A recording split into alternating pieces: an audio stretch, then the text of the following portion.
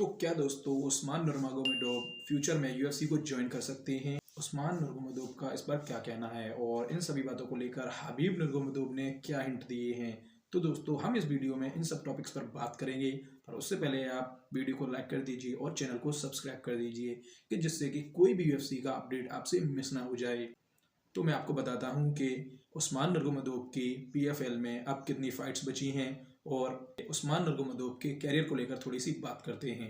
तो दोस्तों recent time में उस्मान नुर्मागोमेडोव पीएफएल के लाइट वेट डिवीज़न के चैंपियन हैं और यहाँ पर उनकी रिसेंट फाइट हुई थी दुबई में, जो कि अल्फी डेविस के अगेंस्ट थी। उस्मान ने अल्फी डेविस को राउंड 3 के अंदर सबमिशन से बीट कर दिया है और अपने लाइट वेट टाइटल को सक्सेसफुली डिफेंड कर लिया है।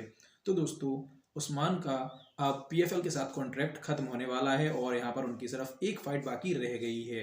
तो उसके बाद वो क्या करेंगे, क्या आगे उनको इन फ्यूचर हम यूएफसी के लाइट वेट डिवीज़न में देख सकते हैं?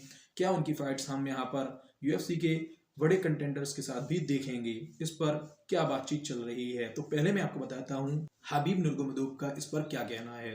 तो दोस्तों जैसा कि आप सभी को पता ही है कि उस्मान हबीब नुर्मागोमेडोव के अंडर ट्रेन करते हैं और ज़्यादातर उनकी फाइट्स जो होती हैं हम उनके कॉर्नर पर हबीब इस्लाम को देख सकते हैं।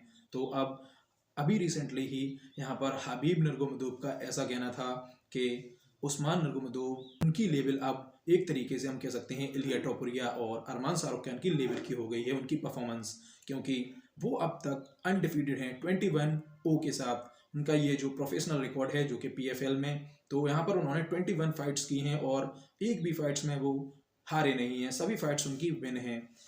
तो यहाँ पर अब इन फ्यूचर उनकी एक फाइट जो बची है पीएफएल के साथ वो हो जाती है, उसके बाद क्या होगा?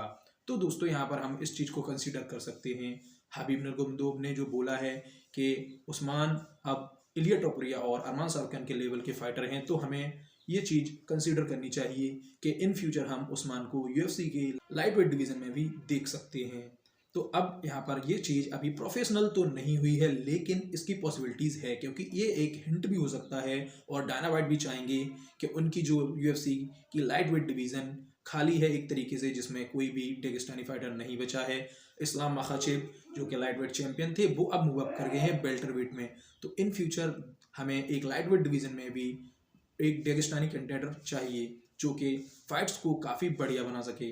तो अब हम यहाँ पर देखेंगे उस्मान के साथ क्या हो सकता है। तो उस्मान का ऐसा कहना था यूएफसी के कॉन्ट्रैक्ट के बारे में लेकर कि अगर यूएफसी उनको अच्छा पे आउट देती है, जैसा कि उनकी डिमांड होगी, जहाँ तक है अगर यूएफसी उनको उनकी डिमांड के हिसाब से पे आउट करेगी तो शायद वो हमें यूएफसी के लाइट वेट डिवीज़न में देखने को मिलेंगे। और इस चीज़ को लेकर अभी कोई प्रोफेशनल नहीं आया है, लेकिन यहाँ पर उनके फैंस और जो हबीब नुर्मागोमेडोव के फैंस हैं वो सभी यही चाहेंगे कि हमें उस्मान नुर्मागोमेडोव लाइट वेट डिवीज़न में देखने को मिले। तो अगर यूएफसी उन्हें साइन करती है तो दोस्तों जहाँ तक अंदाजा है फाइट्स काफ़ी बड़ी हो जाएंगी, क्योंकि उस्मान नुर्मागोमेडोव स्ट्राइकिंग भी करते हैं, ग्रैपलिंग भी करते हैं। वो एक फुली पैक्ड फाइटर हैं यहाँ पर एक लाइट वेट डिवीज़न के लिए और स्टिल अनडिफीटेड हैं। तो अगर उस्मान यूएफसी को ज्वाइन करेंगे तो उसका लाइट वेट डिवीज़न और भी टॉप हो जाएगा, क्योंकि अभी तो उसमें सभी स्ट्राइकर्स हैं ही और रेसलर्स भी हैं, लेकिन ग्रैपलिंग के मैचअप्स जो हम देख सकते हैं दोस्तों वो तो आप जानते ही हैं कि ग्रैपलिंग मैचअप डेगिस्तानी फाइटर्स पूरी तरीके से ग्रैपलिंग के मामले में टॉप पर हैं। तो अब हम यहाँ पर जिस बात को समझ सकते हैं कि अगर इन फ्यूचर यूएफसी उसे लेती है तो फाइट्स काफ़ी बैंगर बनेंगी। इलिया टोपुरिया एक तरफ है जो कि अनडिफीटेड रिकॉर्ड, और एक और फाइटर अगर अनडिफीटेड यहाँ पर ज्वाइन करता है तो ये एक बहुत ही ज़्यादा बेस्ट फाइट बना सकते हैं, बेस्ट मैचअप हो सकते हैं दोस्तों। तो मेरा तो यही मानना है कि इन फ्यूचर उस्मान को लाइट वेट डिवीज़न ज्वाइन करना चाहिए और हमें एक इलिया टोपुरिया वर्सेस उस्मान नुर्मागोमेडोव ये फाइट एक बैंगर फाइट हो सकती है, क्योंकि उस्मान पहले इस्लाम को चीज़ कर रहे थे, लेकिन इस्लाम मखाचिव का अब यहाँ पर लाइट वेट में लौटने का कोई चांस नहीं है उनकी तरफ से। तो काफ़ी मतलब ना ही है कि वो शायद ही यहाँ पर लाइट वेट में वापसी करें, क्योंकि वहाँ उन्हें वेट बनाने में काफ़ी ज़्यादा डिफिकल्टीज फेस करनी पड़ती थी।